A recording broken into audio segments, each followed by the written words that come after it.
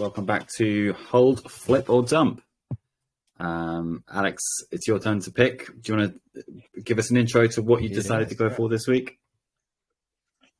Yeah, so if anybody's been checking those videos from last week, we looked into tokens that just got released, so just post ICO or IDO, all that. And so I thought, well, let's look into exchanges this week. So we're going to just review 3 tokens from 3 different exchanges of different quality. So we'll have a token from a centralized exchange, a token from a decentralized exchange, and then a token from an NFT exchange. Just before I start and I share those 3 tokens, Robin, you do not own or you not hold any tokens from exchanges at all? No, I don't have any exchange tokens, so we're all clear on that front. Cool, brilliant. Maybe after this episode I'll buy some. Yeah, but hopefully not based on any advice that I'm giving. So to start with, we're going to go with, just to make it a bit easy. Sorry, I thought I was sharing. Let me share my screen. Okay, here we go. So for decentralized exchange, we'll look into Uniswap. Okay. So let me just share my screen. Here we go. Okay. So we'll look into Uniswap for decentralized exchange. For centralized exchange, we're going to go with BitGet. This is not, a huge exchange. So BitGet token. And for NFT marketplace, we'll look into the Blur token. Okay, interesting. So here, okay. Blur. Okay, so I'll leave it up to you to do your analysis, how you do it. Whenever you're ready to let me jump in, I can share thoughts and stuff. Full disclosure, I don't hold any of these tokens. I'm familiar with some of these platforms, but I have never looked into them in detail. So it's also going to be very brand new for me. Yeah, this is an exciting trio. So just for anyone that doesn't understand what we're doing here, we're picking 3 tokens. I don't know how these tokens are performing. I know I'm familiar with Uniswap and Blur, but less so BitGet. But yeah, at the end, both I and Alex will choose one to hold, one to flip, and one to dump. And if you're watching this on YouTube, let us know in the comments which ones you would choose. So let me share my screen and we can do some, do a little bit of analysis, talk about what I would naturally tend to check when doing this kind of, potential investment. And yeah, we'll go from there. Let me share this. Does this work? Yep. Okay, cool. So first things first, Uniswap. I am very familiar with Uniswap because one of Wobble's products often uses Uniswap to trade tokens. Check out Wobble Swap if you haven't already. And they are at the forefront of all things decentralized. They recently released Uniswap X in the last couple of months, which allows people it's a extra step towards the ability to aggregate exchanges, and they're kind of making Uniswap more of a platform rather than it's already a platform for different liquidity pools, different tokens, but they're moving towards more of a aggregation system where they aggregate other exchanges, other decentralized exchanges, and they bring everything together. So you have a one-stop shop for everything, which means it's easier to build on the Uniswap platform. And Uniswap X allows gasless exchange. They've built this system which kind of abstracts the gas and lets other people actually fulfill the transactions. All you have to do is sign with your wallet, and then another bot or automated system will sign the transaction. So in general, I'm bullish on Uniswap. But let's have a look at like how things are actually going, because this is not something I've checked recently. So let's look at all time. Uniswap, I think, went back before 2020, but I'm guessing that CoinMarketCap doesn't have the data, but I could be wrong. Or maybe the token was released in 2020. Yeah. Yeah, absolutely. Yes, and I know that a lot of people tie the token price with the promise of utility. There's been a lot of people saying that, or a lot of people pushing, presumably Uniswap token holders, have been pushing to integrate the token into the protocol, so that you would need the token, or you pay some fees in the token or things like that. And obviously, if that happened, the price of the token would go up in theory considerably, because suddenly it would be actually used in one of the biggest protocols on Ethereum and on the Ethereum ecosystem. Because consistently, if you look at the rankings of gas users on the Ethereum ecosystem, in other words, the most popular protocols, Uniswap is one of the top 3, if not the top. Actually, we can look at that now. Let's have a look. I think we can see that on Etherscan. If you look, I think it's the most used decentralized exchange across all different platforms. Yeah, there we go.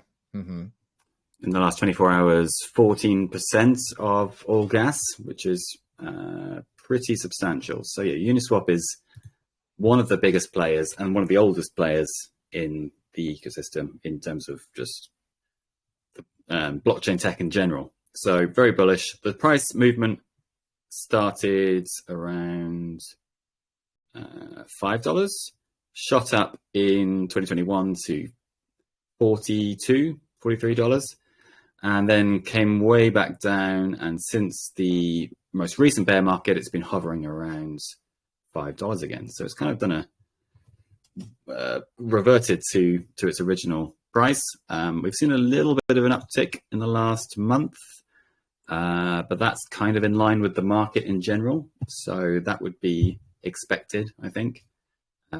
You kind of expect Uniswap to follow the trajectory of the whole market in general to some extent.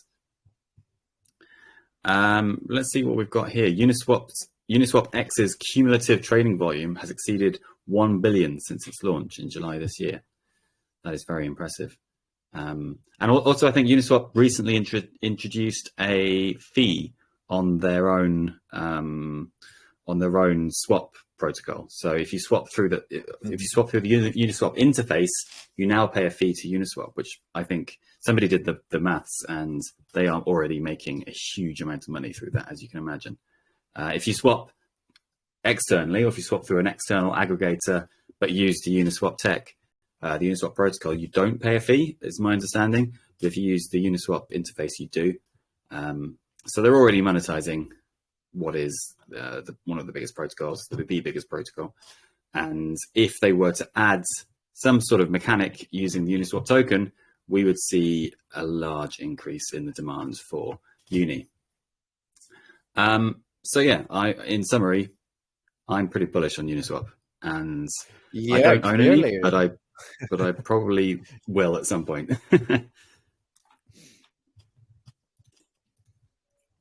Nice, yeah, what are your thoughts, Alex?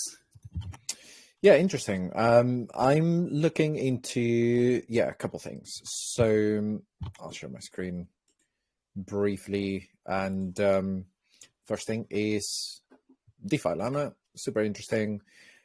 One thing that I was expecting, I'm not sure if this chart can be seen very well, but anyways, when we saw Uni V3 launch, it shot up to that initial all-time high that we saw earlier in 2021. But when was V4 announced? Because there hasn't been, like a huge amount of price action after that. Yes, we can see TVL and price has gone up since October. but Yeah. the rest of it has. So really interested to understand, that $1 billion dollar volume that you mentioned earlier, how that affects the price overall.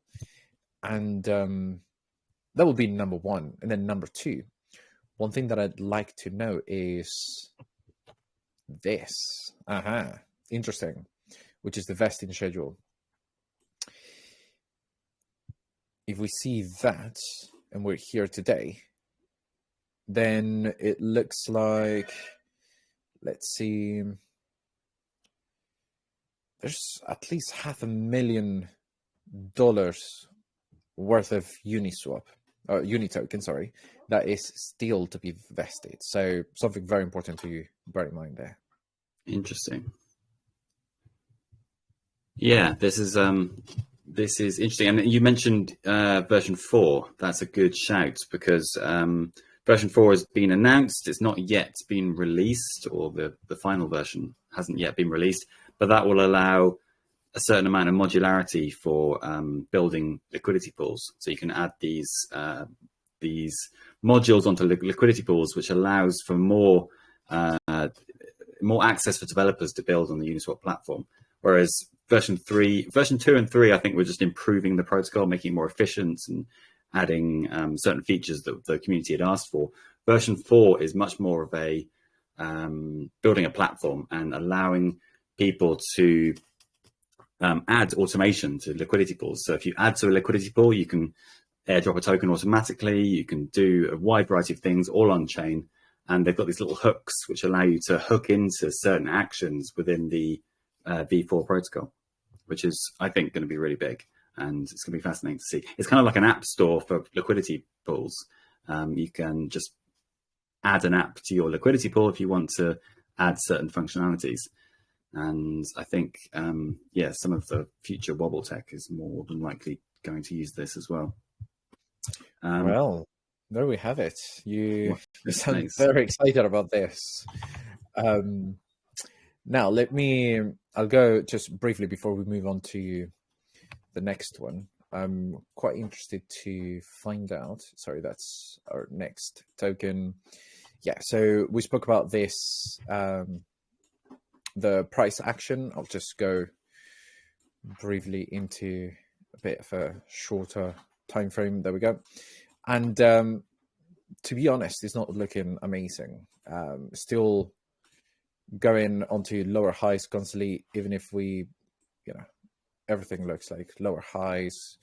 And it seems we had this. So it's very strong downtrend happening right here. So yes, it's broken through based on overbought territory. So it could be that for two things here. One, new tokens going into circulation. Two, a potential correction. If it bounces off this trend, then awesome, we could see a new test of this $9.6.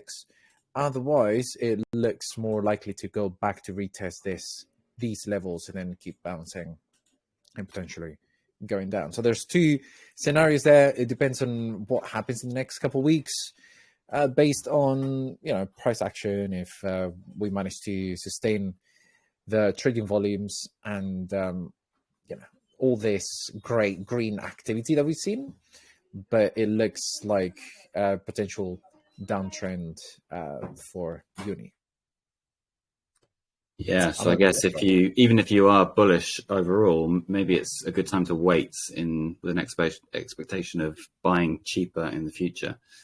Because honestly, I think I probably will get some Uni token at some point. So I'm going to maybe wait a little bit for that. Maybe I'll regret that decision. Who knows? Yeah. So let's move on for now. Try and keep this moving. BitGet. I know very little about BitGet. So this is going to be a little bit of exploration for me. What is the BitGet token? BGB. Let's get straight to the about. BitGet token is the native utility token of BitGet, a crypto centralized exchange. The updated BGB token was launched in July 2021 with the aim of providing platform users with a form of payment within the ecosystem. The utility token of BitGet can be used by traders for staking, social trading, profit sharing, or receiving discounts on trading fees. BGB holders can also participate in the Launchpad and Launch Pool. Interesting. So where does BitGet fall in terms of the top centralized exchanges? Do you know? Good question. No idea. I'm going to guess. I've heard about it, so it's got to be up there. But I don't know how big it is in terms of. Let's see if we can find out. Centralized crypto exchange. So it's not in the top 10 according to Google. Let's look at CoinMarketCap. So BitGet. CoinMarketCap ranks it 8th. And let's see if they can tell us what the volume is doing in terms of increasing or decreasing. I was hoping for a graph, but it looks like there isn't a line graph. But yeah, I mean, it's obviously doing some serious volume. In terms of the price, we've seen a drop actually today in the price. It's gone down, not that much actually, but it has dropped. In terms of the month, we're seeing a steady increase. And all time, it's actually very new. It's only been around since, where are we? August 2021. Yeah, July 21. Yeah, very interesting. So this was kind of released towards the end of the last bull markets and has been steadily growing since then, or at least the price action has. I would really like to see volume over time. It seems like we've got a graph here, but it doesn't work when I click through to the page. But it looks like they've got proof of reserves here. I didn't know you could see this on CoinMarketCap. Financial reserves, BGB. One thing that's interesting about centralized exchange tokens is how it's used.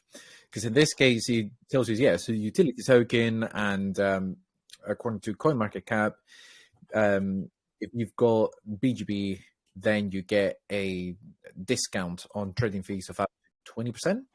And then you've got access to exclusive rewards and all that. But one thing that I'm keen on understanding is the value of higher volume in the exchange and how that reflects on the price, token price. So meaning if BitGet has more trading volume, does that mean that the price of the token will go up? Because it's very strange for any token or anything really in the market to only be going up. And based on the historical of BitGet, it seems like it's just been going up. Yeah, that is a very good point. I think I'm wondering, does DeFi Llama have a centralized exchange volume? These are DEX volumes. I'm wondering if there is a centralized version of this, because that would be interesting if you could chart volume against volume alongside token price. That would be a good thing to look at. Probably not something we can do right now, but CX transparency, BitGet number 13. According to DeFi Llama. So we've got total assets. So presumably this is their reserves or the assets on the platform, USD inflows, and we've got tweets as well. It doesn't give us a lot of information there. No. I'm also guessing that tracking centralized exchange volume is a bit more difficult. Yeah. Yeah, I mean, you'd still be able to track their on-chain activity, but presumably you'd be relying on their own data for a lot of the volume and performance stuff. You can view the exchange wallets from, like, anyone can view that on the blockchain, but when you're talking about transactions or transfers happening within the platform itself, that can be obscured, and you're just relying on them to report that. But yeah, it's definitely interesting. Let's see what people are saying on CoinMarketCap. Those who want Bitcoin to succeed. Okay, that's not in the BGB. Some price predictions. Looks like it was one of the top 5 gainers recently, but now it's dropped off. So a couple of, last week it was going up, now it's going down. But overall, I think it's seen some pretty good growth. It's very new.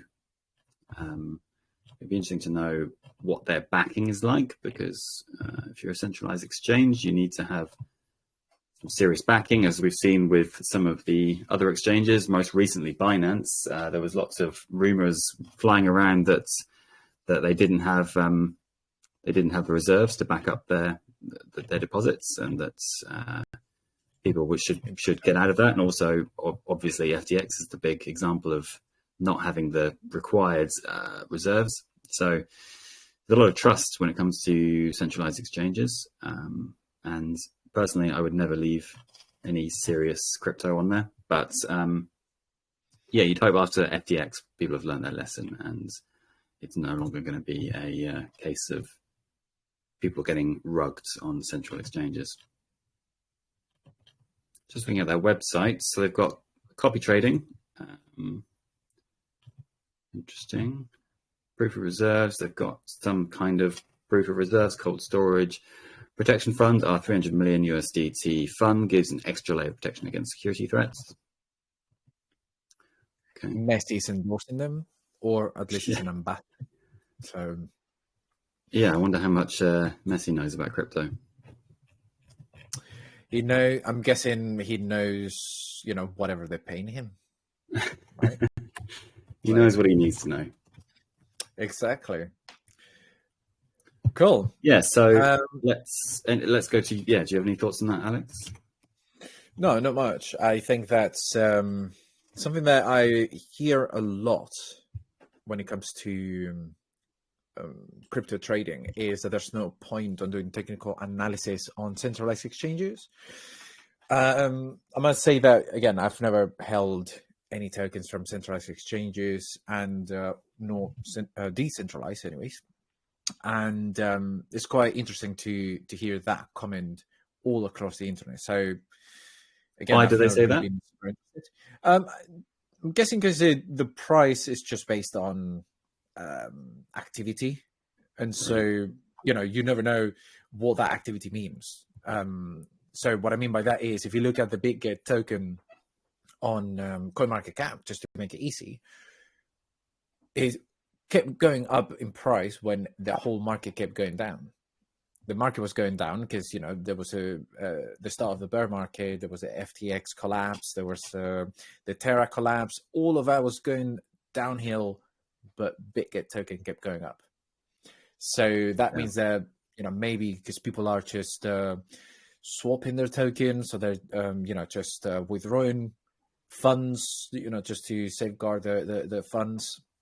There's a bunch of things there that mean that, yes, there's a lot of activity in the exchange, but that we don't know if it's a positive activity or negative activity. So that's my understanding, really. Yeah, that's a good point. Let's have a look at our final token, which is Blur. Yeah. Let me find out what the token is, because I am not sure. It's just Blur. Okay, easy. Mm-hmm. So Blur, for context, is an NFT marketplace. They're now the largest NFT marketplace, having surpassed the trading volume on OpenSea.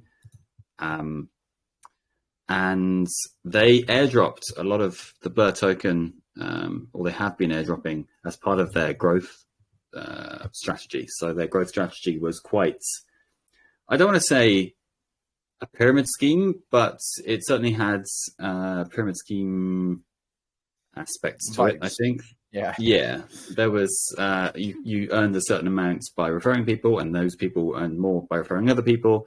And it seems to be their modus operandi, just to incentivize people to come in. But they were also airdropping to contract holders or people that had high trading volumes. They were trying to attract, their target market has always been high volume traders on for NFTs. So they're looking for people looking for the best price, the fastest trades, the lowest gas, all of that stuff. And their interface was always built with that in mind. So they've got like a very trader friendly view. I think that you can choose between a trader view and a more traditional OpenSea like interface, but let's see if we can bring up the interface now. The NFT marketplace for pro traders, there you go. And you can choose collections and you can buy and sell. They've got floor sweep options as well, so you can easily sweep floors, things like that. I'm not sure why I can't click on Pudgy Penguins, but there we go. And yeah, everything you'd expect from a NFT marketplace. So Blur is a good product, and it does what it says on the tin. And let's see what the token price has been. Pretty bad over time. It looks like it spiked very early on, up to $5.5. $5.5. And then in the subsequent months, completely dropped.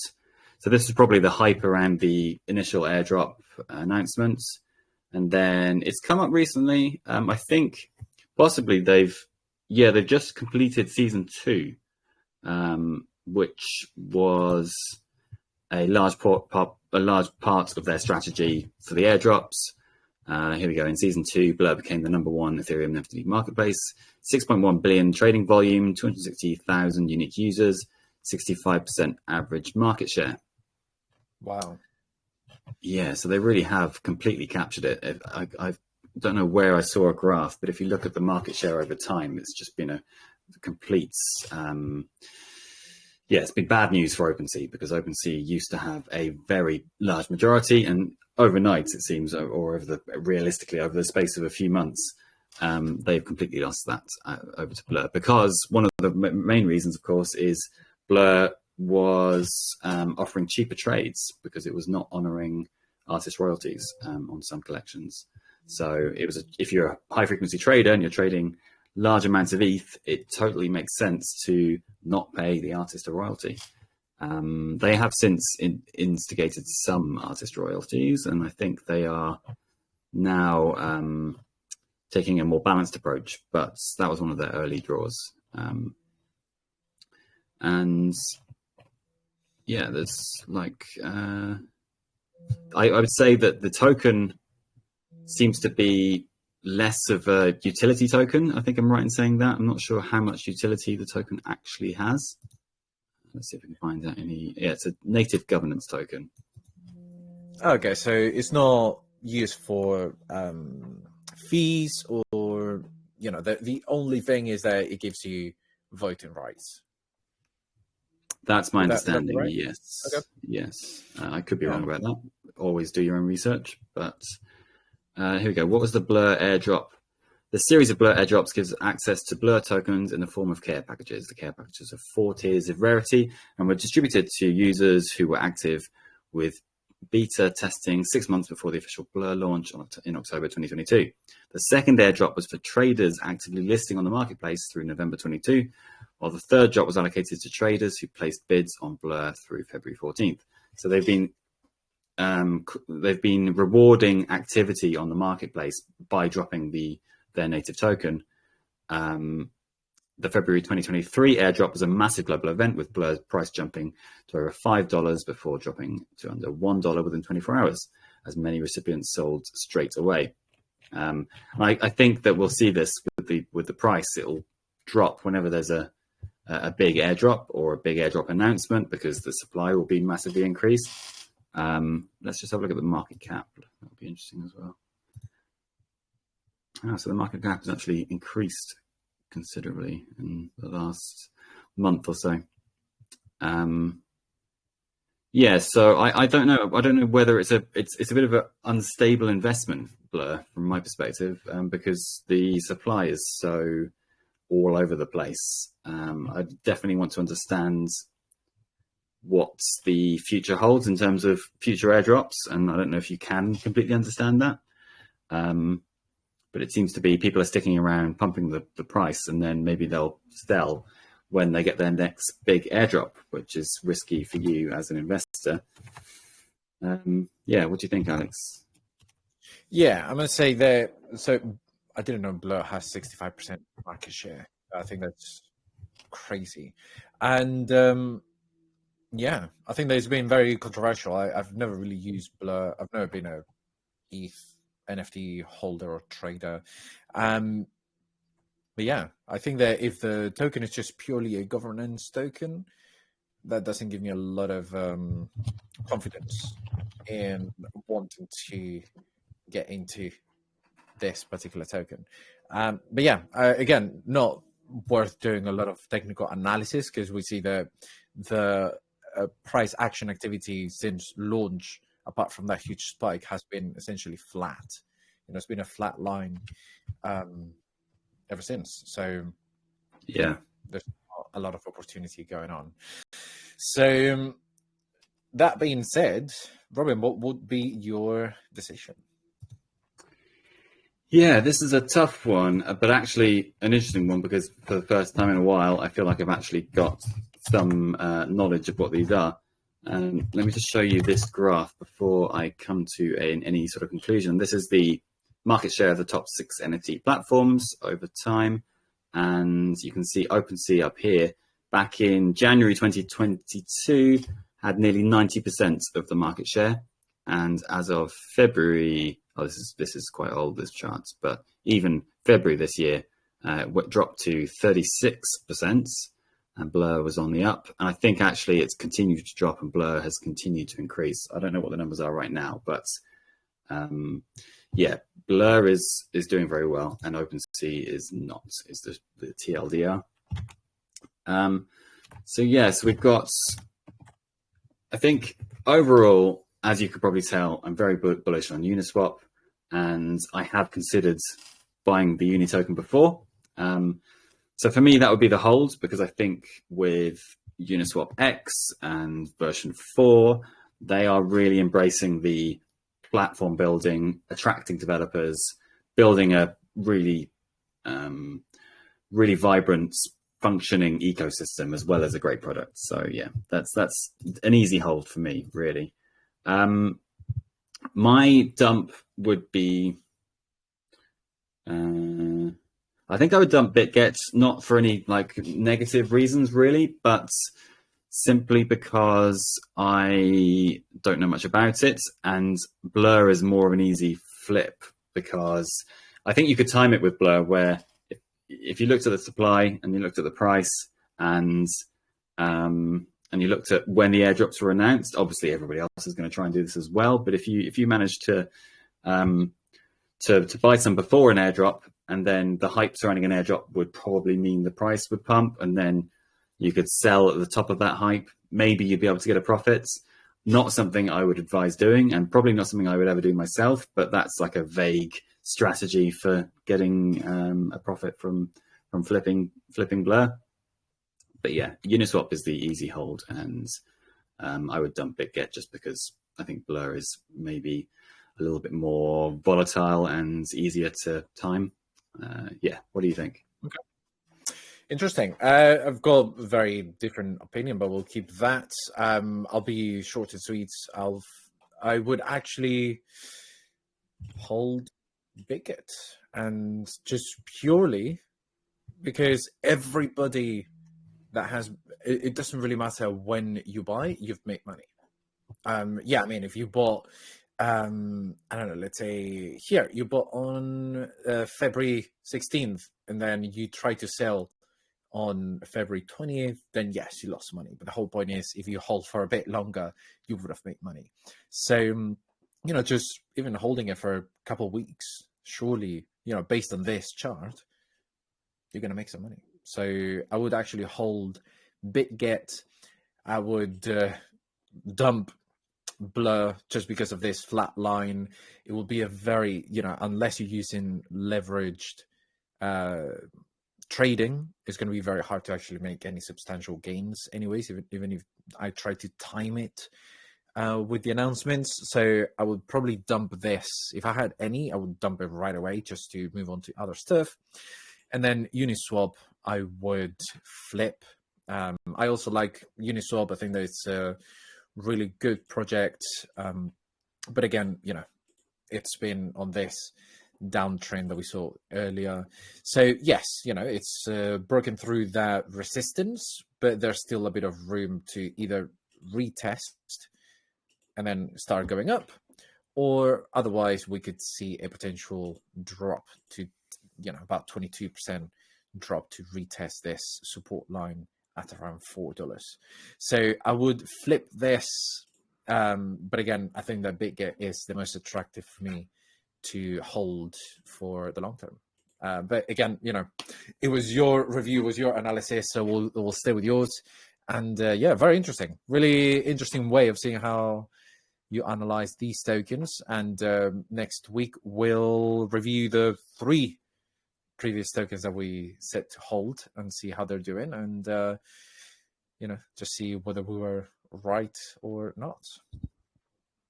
Yeah, it's going to be interesting to come back to these ones. I think the review episode's always the most interesting, because we can go back and see what our thoughts were at the time and what's happened in the few weeks since then. And then, yeah, we should organize an episode where we go back even further, because we've got quite a few episodes now. We can go back and look at some of the original predictions that we made and see how well we've done. But yeah, join us next week for the review of the last 3 sets of tokens, and we'll see who's gone up, who's gone down, what mistakes we might have made. Join us. Yeah, brilliant. Join us. Sounds like a cult. Yeah. Thanks, man. Really interesting. We'll try and get more people in. We usually have more people in these calls, and just to see if they've got anything else to bring in. If you like this sort of stuff, it's been pretty lengthy, like about 40 minutes. We'll try and keep it a bit shorter as well. And yeah, we'll keep improving, getting better, and we'll see you next week.